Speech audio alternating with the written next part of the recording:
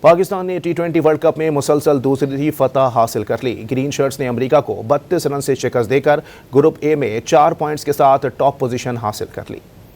کولمبو میں کھیلے گئے ٹی20 ورلڈ کپ کے 12ویں میچ میں پاکستان نے یو ایس اے کی دعوت پر پہلے بیٹنگ کی تو اوپنرز نے 54 رنز کا آغاز فراہم کیا۔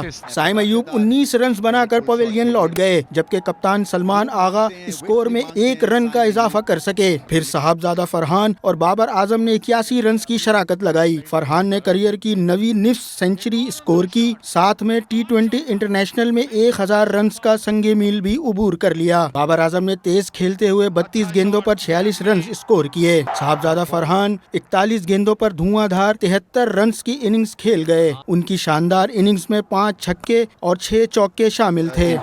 آخر میں شاداب خان کا بھی بلہ خوب چلا، 12 گیندوں پر 30 رنز بنا دیے۔ پاکستان کا اسکور مقررہ اوورز میں 9 وکٹوں کے نقصان پر 190 رنز رہا۔ یو ایس اے کی جانب سے شیڈلے وان نے 4 وکٹیں حاصل کیں۔ جواب میں یو ایس اے کی 3 وکٹیں 69 رنز پر گر گئیں۔ شایان جہانگیر 49 اور ملنڈا کمار نے 29 رنز بنائے۔ شبھام رنجانے نے 51 رنز کی اننگز کھیلی۔ یو ایس اے کی ٹیم مقررہ اوورز میں 8 وکٹوں پر 158 رنز بنا سکی۔ پاکستان کی جانب سے عثمان طارق نے 3 اور شاداب خان نے 2 وکٹیں حاصل کیں۔ 32 رن سے فتح کے ساتھ گرین شرٹس نے ایونٹ میں مسلسل دوسری کامیابی حاصل کر لی۔ گروپ میں 4 پوائنٹس کے ساتھ پاکستان ٹاپ پوزیشن پر پہنچ گیا۔